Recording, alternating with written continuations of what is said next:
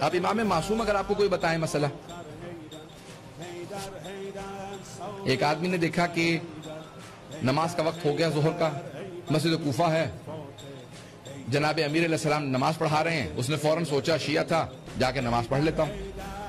اب گھر دہی لے کے جا رہا تھا. پرانے زمانے میں آج کے جیسے برتن ہوتے ہیں، ڈبے ہیں، ایسے نہیں تھے. ایک ظرف تھا اس کے پاس، اس میں دہی رکھی تھی. اس نے مسجد سے باہر نکلا، دیکھا کہ اس میں کوئی نشان بنا ہوا جیسے کسی نے اٹھا کے کھا لیا وہاں سے. اس نے کہا یہ پاک ہے نجس ہے کیا ہے؟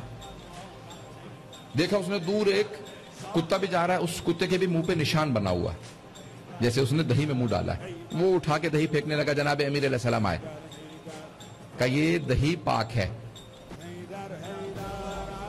بہت گھبرا کے سن رہے ہیں.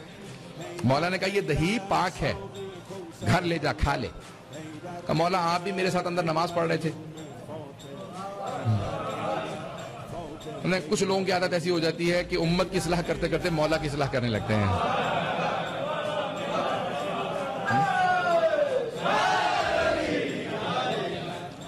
اپنی اوقات سے باہر نہیں آنا چاہیے اگر بات واضح ہو رہی ہو. حد سے انسان باہر نہ نکلے. اب اس نے کیا کہا؟ مولا نے کہا کہ یہ پاک ہے، گھر لے جا کھا لے سے. مولا آپ میرے ساتھ اندر مسجد میں تھے، جب میں گیا تھا پہلے سے اندر تھے، میں پہلے باہر آئے میرے بعد، تو آپ کو کیسے پتا معاذ اللہ؟ مولا نے کہا میں تجھے بتا رہا ہوں دہی پاک ہے. اس نے اٹھا دہی پھینک دی، نہیں بات مانی، گھر چلا گیا. اب ایک ہفتہ نہیں گزرا تھا، ایک جانور کو ذبح کر رہا تھا، اچانک آواز آئی قتل ہو گیا قتل ہو گیا. دوڑتا ہوا گیا. کہاں قتل ہو گیا؟ ہاتھ میں چھری، خون بہ رہا ہے. پتہ نہیں توجہ ہے یا نہیں. وہی آدمی ہاتھ میں خون تھا کیونکہ چھری پھیر رہا تھا بکرے کے گلے پہ. سب لوگوں نے پکڑ لیا کہ یہی قاتل ہے، ہاتھ میں چھری بھی ہے، خون بہ رہا ہے. سب نے پکڑ لیا. جیسے اسے پکڑا اس نے کہا کہ نہیں میں قاتل نہیں ہوں. لوگوں نے مارنا شروع کیا. اس نے کہا نہیں میں قاتل ہوں. اب لے کے آئے مولا کے پاس. مولا نے مسکرا کے دیکھا. مولا آپ کیوں مسکرا رہے ہیں؟ مولا نے کہا اس دن میں نے کہا تھا نا، پتہ نہیں، میں نے کہا تھا نا وہ دہی پاک ہے. کہا اس کا مطلب ہے آپ جانتے ہیں میں بے قصور ہوں. مولا نے کہا جس طرح سے اس دن دہی پاک تھی اس طرح سے تو آج بے قصور ہے.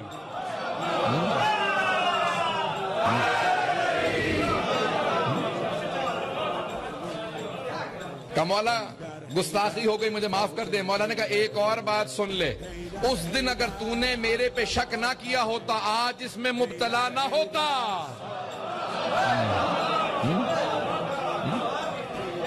وہ جو تو نے شک کیا تھا تو مبتلا ہوا، اگر تو شک نہ کرتا کبھی مبتلا نہ ہوتا.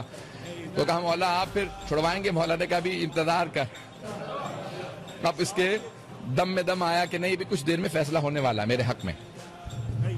توجہ ہے لوگوں کی میرے ساتھ؟ تو اب توجہ کرنے لگا، دیکھنے لگا، سوچنے لگا کہ بھئی شاید ایک مائکروفون اس میں سپیکر اڑ گیا ہوگا، لیکن آپ لوگوں کو آواز آ رہی ہے، میرے خیال میں آواز جا رہی.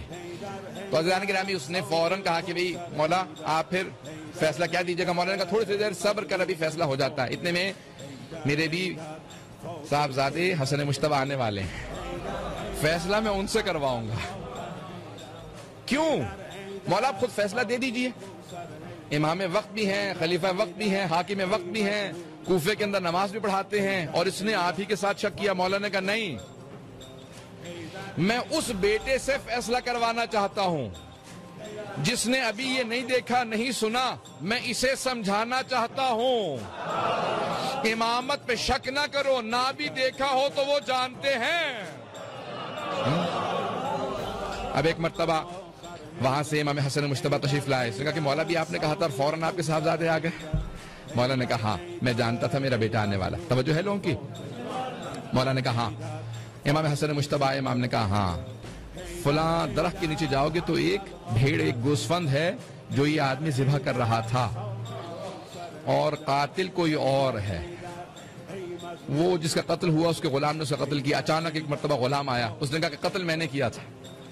اب لوگ اور زیادہ گھبرائے. کہ مولا مقتول ایک قاتل دو، ان میں سے کون قاتل ہے؟ امام نے کہا نہیں قاتل وہی ہے غلام، اس کا آقا ظلم کر رہا تھا، اس نے اپنے آقا کو مار دیا. عزیزان گرامی مولا نے فیصلہ دیا، کہا کہ دونوں کو میں آزاد کرتا ہوں. امیر المومنین نے، سب لوگوں نے کہا مولا یہ کیسا فیصلہ؟ مولا نے کہا بالکل فیصلہ درست ہے. بیٹا حسن مشتبہ ذرا انہیں سمجھا دیں آپ نے یہ فیصلہ کیوں کیا، اگر بات واضح ہو جائے. آپ یہ سمجھا دیجیے آپ نے فیصلہ کیوں کیا. کہ بابا قرآن کی آیت ہے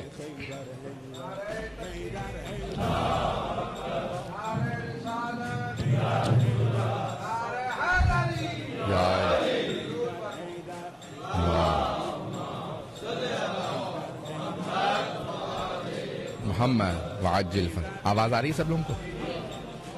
تو مولا نے فرمایا کہ آپ سمجھا دیں انہیں کہ آپ نے یہ فیصلہ کیوں کیا. امام حسن مجتبی نے کہا قرآن میں آیت ہے بابا جان کہ من قتل نفسا بغیر نفس وفساد فی الارض فکأنما قتل الناس جميعا، جس نے ایک نفس کا قتل کیا تو اس نے پوری انسانیت کا قتل کیا بغیر کسی بدلے کے، بغیر یعنی فساد کی نیت سے کیا ہو تو پوری انسانیت کا قتل کیا. لیکن بابا جان پھر وہی قرآن میں آیت ہے جس نے ایک جان کو بچایا اس نے پوری انسانیت کو بچایا. اس غلام نے قتل کیا تھا اپنے آقا کا کیونکہ وہ ظالم تھا. توجہ ہو، وہ ظالم تھا، پھر بھی اس کو کوئی نہ کوئی سزا تھی کیونکہ اس نے قتل کر دیا تھا. اس نے ایک قتل کیا تھا، اس کی سزا بنتی تھی، پھر اس نے ایک جان بھی بچائی ہے. پتہ نہیں توجہ ہے یا نہیں. وہ آدمی مارا جاتا، بے گناہ مارا جاتا کیونکہ سب نے کہا قاتل اور اس نے اقرار بھی کر لیا تھا، تو اس نے اس کی جان بھی بچائی ہے، اس لیے پھر ان دونوں کو آزاد کرتا ہوں. مولا نے کہا ہاں فیصلہ یہی ہے، وہ ظالم تھا، ظالم کی سزا قتل تھی. تفصیل